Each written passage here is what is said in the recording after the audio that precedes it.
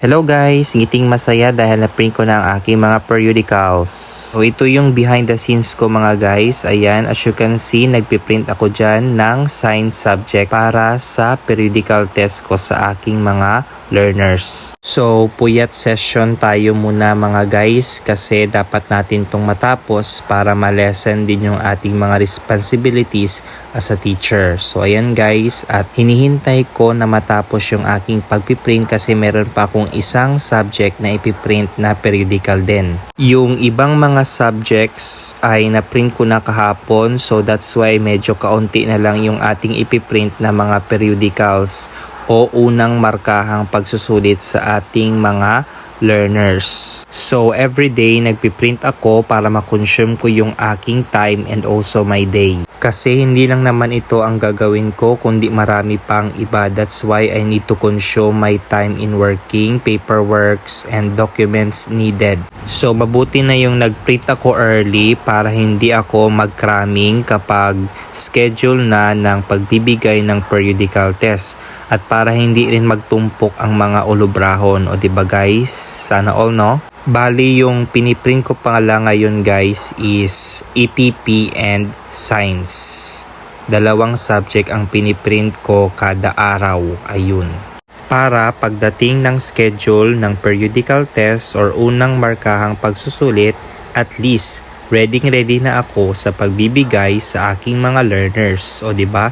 Sana all na naman mga guys. At syempre guys, habang nagpiprint ako dito, of course, yung ating coupon, we need to be resourceful. So dapat gamitin din natin yung likuran ng ating coupon band. So dapat maprintahan din para makatipid din tayo sa coupon band, diba? As a teacher, we need to be resourceful. So, yung science ko dito is hanggang page 2. So, ang ginawa ko is nagprint muna ako ng page 1 sa front ng coupon band and then page 2 at the back naman para magamit din yung likuran. Kasi meron din akong paggagamitan sa iba pang mga coupon bands or band papers. So, I need to be resourceful. And then, naghanap din pala ako ng mga coupon band na hindi ko na ginagamit tsaka ginamit ko dito sa pagpiprint ngayon.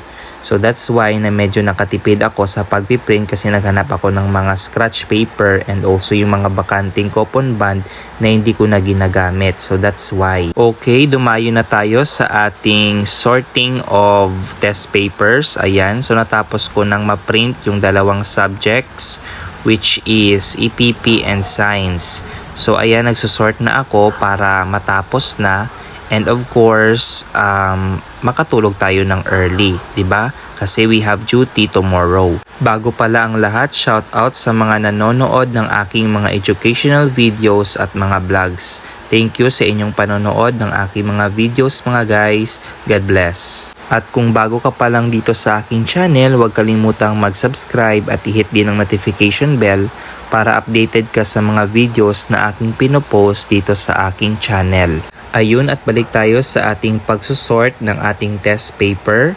So, while I am sorting my test paper, nanonood pala ako dyan ng Netflix while having the sorting of my test paper. Siyempre para mawili at malibang din natin ang self natin while sorting the test paper. Medyo marami-rami din yung ating na-sort dyan kasi marami din yung ating learners. That's why na medyo marami yung na-sort ko dyan na mga test papers. But in only one subject kasi yung sa science ko is only page 1 and page 2. So back to back yun sa coupon band.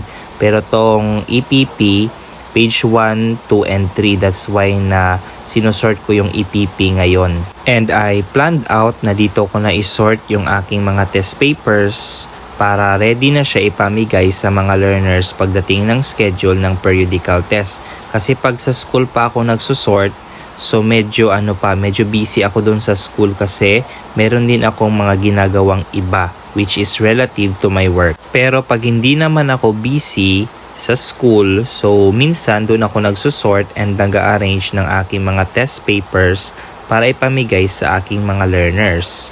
Ayan. At ayan mga guys, at tatapos na din akong mag-sort. Ayan. O diba guys, sana all no, may periodical test na. Yun lang.